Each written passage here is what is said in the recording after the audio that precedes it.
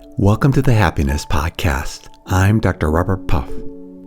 Did you know that there's a perfection trap lurking behind so many of us that keeps us from being happy? Well, what is a perfection trap? It's the belief that happiness is contingent on the flawlessness in all areas of our lives. That means career, relationships, appearance, home, kids, etc. Let me use a couple examples to illustrate what I mean. I think many of us, if not most of us, enjoy going on vacation. It's relaxing, it can be adventurous, it can just be fun. But as we're going through that perfect vacation where everything is just wonderful, and we love sharing our adventure with our friends and family on social media, but then we get to the airport, and at first, it says our flight is delayed, and the longer we wait, we find out our flight is canceled, and that perfect vacation is ruined, and we're so upset, so angry. Or how about this one? We work really hard, we save our money, we put so much off so that someday we can live the good life, and then we get there, we're able to retire, all seems well. We're headed out in the afternoon to get the mail, and we trip, and we fall, and we break our hip, and we're in so much pain. And all our vacations, all our dreams seemed ruined at that moment because now we can't enjoy what we put off for so many decades. If I wanted to, I could probably come up with 10,000 examples of how when things go awry in our lives, our happiness goes out the window.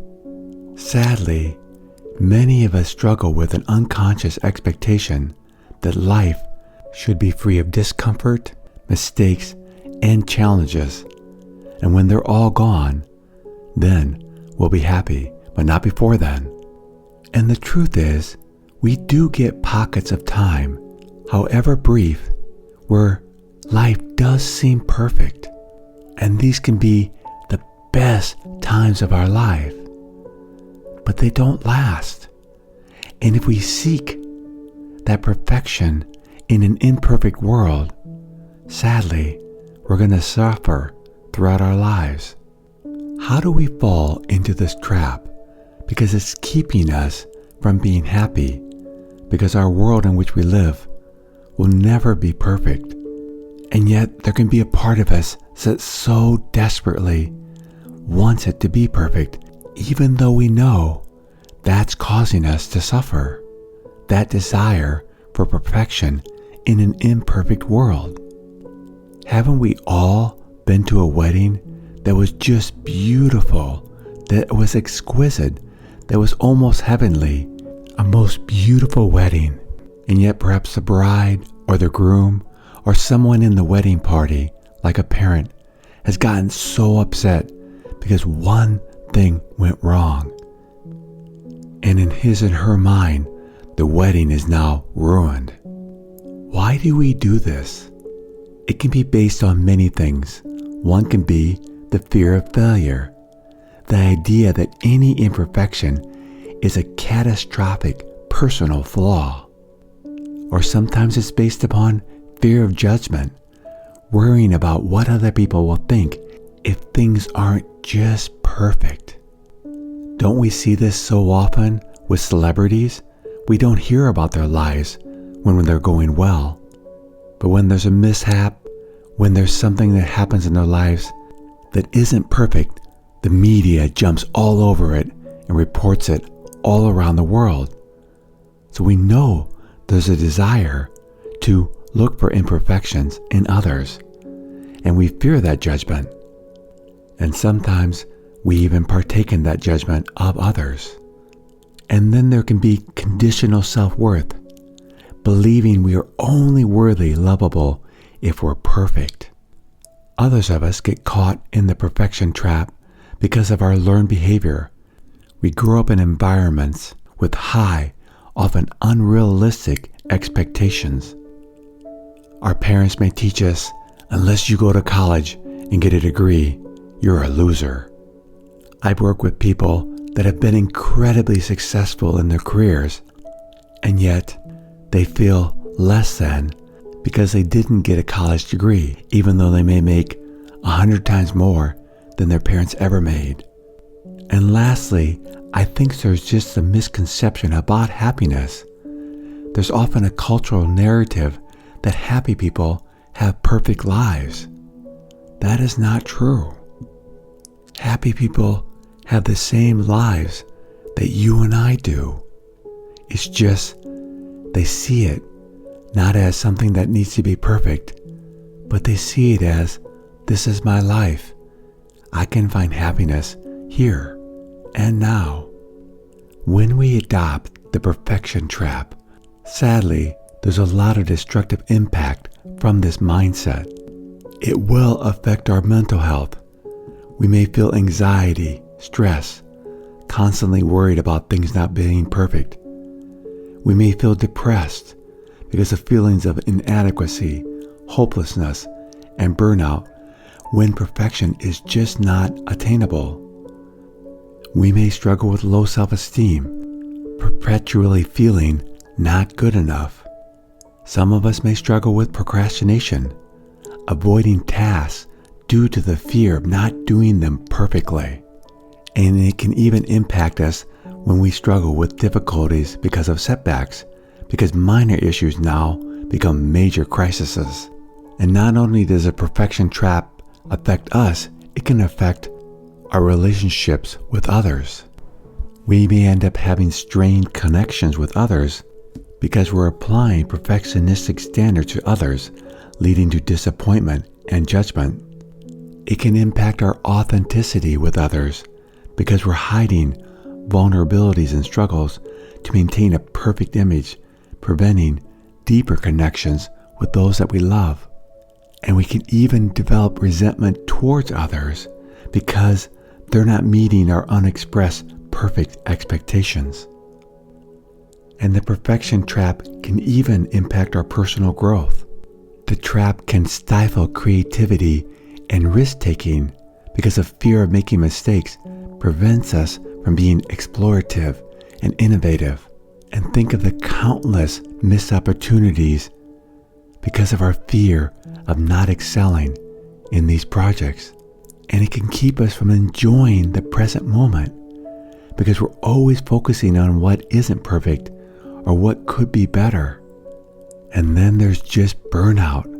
We're exhausted from the efforts required to maintain the illusion of perfection. So is there hope from this perfection trap? Of course. But in order to find happiness, we need to redefine what is happiness and start embracing the imperfections of our lives. So what then does true happiness look like? It's about accepting reality, including its ups and downs. There's an old wise proverb that goes, before I was awakened, I used to be depressed. After I became awakened, I'm still depressed, but it's different. When we fight life, we struggle. When we stop fighting life, we're better. We then look for solutions, ways to make this situation better, not perfect, but better, and realizing that it doesn't have to be perfect. And sometimes, when we tried everything we can to change something, then we work towards acceptance. I think where we see this the most prevalent is when people reach or enter retirement age. For most of us, the dream is to work hard, save money, and then have the golden years be the great years of our lives. But the truth is, for most of us, as we get older, we begin to start having health problems. That's just part of aging. I was just at Mount Everest Base Camp, and physically, it is very challenging. And the guides were saying, if you're 70 or older, you probably shouldn't come here. But that doesn't have to be a bad thing. Aging is just part of life. And as we age, there's going to be things that we can do and things that we can't do anymore. And those who age gracefully, well, happily, embrace, accept these changes, and live their lives well within the constraints that life says, this is how you need to live right now.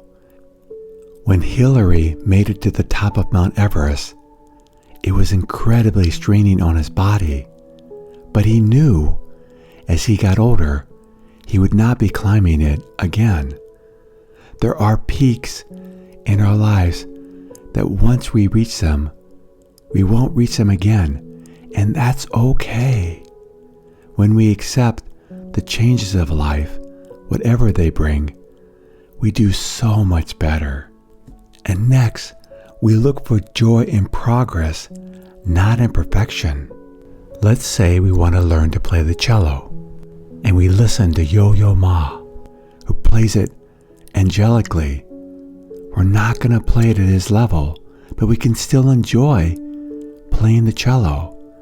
And life is like that. We can enjoy life in its imperfections beautifully. And then when we do inevitably meet the challenges of life, we now have resilience, because without needing to be perfect, we can do things imperfectly over and over again, and that can often lead to doing them very well. And we'll discover that we're more authentic in our connection with others because we're just who we are, lovable with our imperfections, as people in our lives are to us too.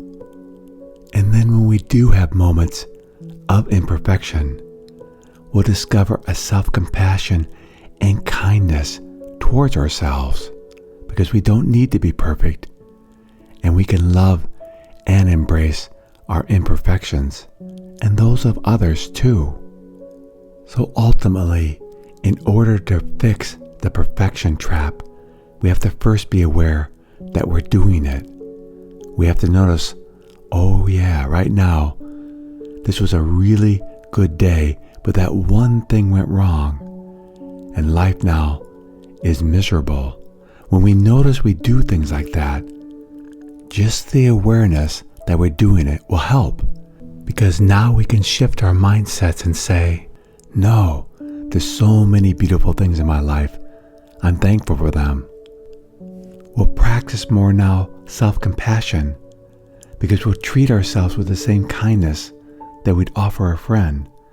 We'll focus on progress instead of perfection, celebrating the small wins and learning from our experiences. We'll reframe our mistakes as learning opportunities. Every failure offers valuable insights into our lives. We'll set realistic expectations, understanding that life is inherently messy and unpredictable. We'll seek support, talking with a trusted friend, family member, or therapist if perfectionism is impacting our well-being. We'll adopt the philosophy of good enough. Sometimes good enough is perfect enough. And lastly, one of my favorite techniques for finding happiness in an imperfect world is what I so often talk about here in the podcast. There truly is something always beautiful in our lives, even when our lives are a mess. Be with that. Where we put our attention, what we focus on in our lives, the good or the bad, shapes who we are. If happiness is important to us, we do need to look for the beauty that life is giving us right now. Because no matter what we're going through, there is truly something beautiful to be with. If we give our attention in the turmoil of life to these small miracles, we'll find that life even with the messiness, even with the imperfections, can be beautiful. Thank you for joining me on the Happiness Podcast. If you'd like to learn more about the podcast, please go to www.happinesspodcast.org.